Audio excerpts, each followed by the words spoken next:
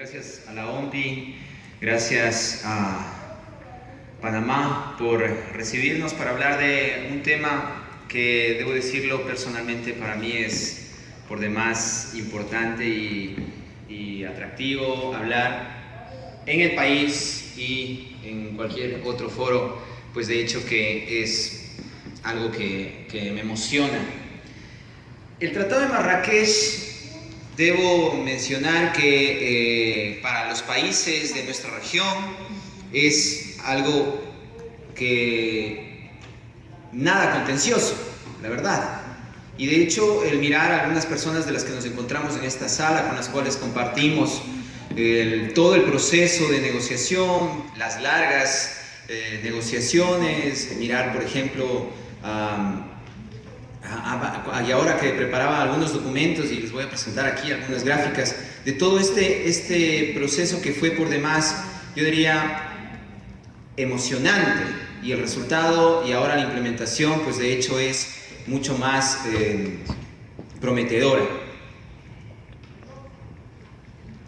Hasta hace quizá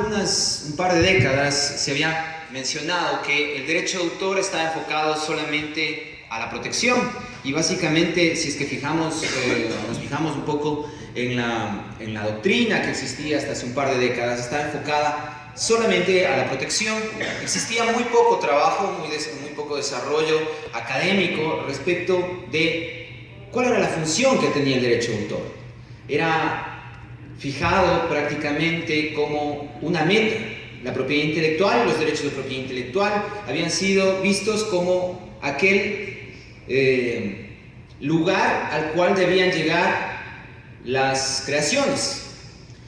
No se había visto y no se había reflexionado, creo yo, lo suficiente respecto de cuál era la función en sí misma de los derechos de propiedad intelectual. En mi país, por ejemplo, en el Ecuador, yo realicé algún análisis. Ahora mismo nos encontramos en un proceso de reforma a la ley de propiedad intelectual y realizamos un análisis con un equipo respecto de cómo se veía la propiedad intelectual en el Ecuador desde el anterior siglo, desde el siglo XIX incluso. Y el primer antecedente que nosotros encontramos era una palabra que formaba parte de la norma constitucional que se enfocaba específicamente a la protección y reconocimiento. Esto casi que era repetitivo en casi todos los países de nuestra región, y el derecho de autor ha ido evolucionando, los derechos de propiedad intelectual han ido evolucionando, y en la actualidad podemos ver que pronunciamientos de tribunales a nivel nacional, comunitarios, la doctrina habla de equilibrio, habla de un derecho de propiedad intelectual, de un derecho de autor que debe atender a otras necesidades o debe fijar el cumplimiento de otras necesidades u otros derechos. Para los compañeros discapacitados visuales, ahora mismo estoy presentando una diapositiva en la cual miramos una estrella y dentro de esa estrella se encuentra el derecho de autor. El derecho de autor tiene, yo diría, más de una arista, y aquí solamente he mencionado 5 puntos relacionados con el derecho de autor, que son los temas de educación, enseñanza, investigación, información y al final acceso a esta educación, a la enseñanza, investigación e información. El derecho de autor debe atender a temas de educación. Las personas debemos y tenemos, sin realizar ningún discrimen, acceder a la educación independientemente de que exista un derecho que proteja los contenidos que nos van a permitir acceder a esa educación, a la enseñanza, a la investigación, a la información. Como les mencionaba en un inicio, desafortunadamente existía una balanza que estaba enfocada a la protección, por ejemplo, del derecho de reproducción, del derecho de comunicación pública, de la puesta a disposición. Es más, en la actualidad yo creo que esa balanza todavía nos tiene trabajando a muchos, afortunadamente, porque esta balanza se equilibre. Y el acceso del otro lado a personas con discapacidad visual, por ejemplo, a bibliotecas que atienden su actividad al acceso a contenidos, información, educación, archivos, museos y todo lo que ahora mismo está en boga en la discusión, está sobre la mesa de discusión respecto del derecho de autor, respecto de cuál es la función en sí misma que debe realizar esta rama de la propiedad intelectual, que es el derecho de autor. Desde mi punto de vista, la Organización Mundial de Propiedad Intelectual, atendiendo a una necesidad que de forma muy acertada, y es algo que se debe reconocer, que la Organización Mundial de Ciegos, la Unión Latinoamericana de Ciegos y las diferentes organizaciones a nivel nacional, yo diría que lo han hecho muy bien, y lo hicieron muy bien hasta obtener el resultado que tenemos en la actualidad. Realizaron todas las acciones a nivel político, a nivel social, para demostrar que la necesidad de un instrumento internacional que establezca limitaciones y excepciones al derecho de autor en favor de este importante sector de la sociedad era necesario, absolutamente necesario. Es más, recuerdo que durante las negociaciones en Ginebra, en varias ocasiones hacían un trabajo que es necesario que la sociedad civil haga siempre, y es demostrar sus necesidades. ¿Cómo demuestran sus necesidades? Básicamente con el día a día, porque es la sociedad civil, en el caso del Tratado de Marrakech, fueron los discapacitados visuales quienes demostraron la necesidad imperante de que existe un instrumento internacional de esta naturaleza. Algo que ya se mencionó, y solamente para citarlo, en el año 2004 fue cuando se posicionó el tema de limitaciones y excepciones en la agenda del Comité de Derecho de Autor y Derechos Conexos de la OMPI. Dos instrumentos muy importantes que desde mi punto de vista son necesarios tomar en cuenta, incluso ahora que está el Tratado de Marrakech, lo hemos terminado de negociar y pues obviamente está en proceso de ratificación y ojalá entre en vigencia en muy corto tiempo, son los estudios que realizó OMPI, que encargó OMPI, respecto a limitaciones y excepciones. Uno relacionado, que fue preparado por el profesor Ricketson en el 2013 y en la actualización del 2013, y el otro documento que es relacionado con la preparación que hizo la profesora Sullivan respecto de limitaciones y excepciones en el 2006. Algo que de igual forma se mencionó ya, en el año 2009, el Ecuador junto con Paraguay y Brasil auspiciaron esta propuesta, y solamente quiero mencionar un tema respecto en particular del Ecuador. Ustedes se preguntarán hasta cierto punto por qué el Ecuador impulsó este tratado. Bueno, en la actualidad tenemos un representante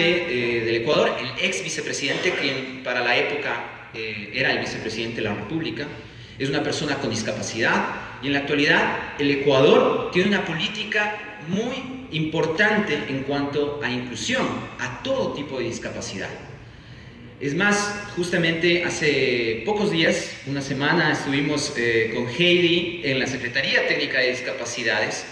hablando sobre la implementación y lo que el país debía hacer respecto al Tratado de Marrakech para impulsar y tener coherencia respecto del trabajo que el Ecuador ha venido realizando en los últimos años, y continuar obviamente con otras cuestiones que son también de hecho importantes. Muy corto respecto a la cronología, en el año 2010 el SCCR planteó la necesidad de un tratado. En el 2012 se convocó la Asamblea General de la OMPI, pues estableció que se debería convocar a una conferencia diplomática, y en el año 2013 se desarrolló esta conferencia diplomática en Marruecos. Esta conferencia diplomática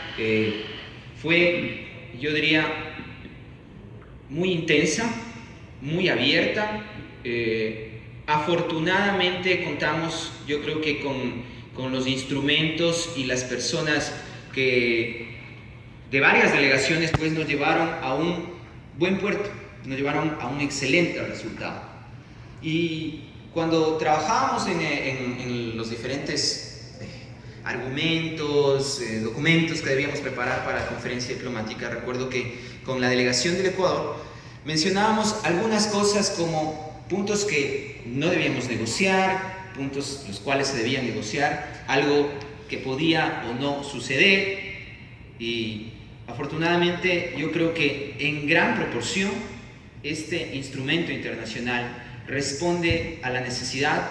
de este número que se ha mencionado en varios espacios, más de 300 millones de personas a nivel mundial, atiende a esas necesidades, nos permite trabajar y nos da espacio a que los países podamos hacer algo por este importante grupo de la sociedad.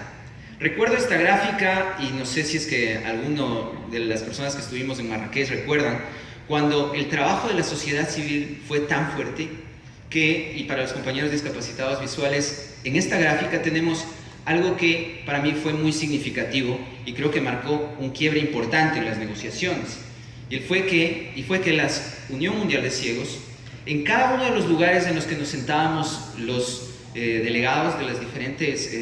los diferentes países, teníamos una llave a la cual estaba adjunto un mensaje que decía: desbloqueemos el texto. Esto para todos los delegados que estábamos presentes. Yo creo que este trabajo fue muy significativo y fue realmente un quiebre dentro de la negociación. Bueno, al final, y también esta gráfica es muy significativa para mí, es más, la tengo en un lugar muy especial de mi oficina. Cuando celebrábamos junto con Pablo y con los delegados de la coordinadora del grupo latinoamericano y del Caribe, nuestra querida amiga dominicana, y otro delegado que era Luis del Ecuador también, junto con Pablo, estábamos abrazados. Luego de que terminábamos de negociar,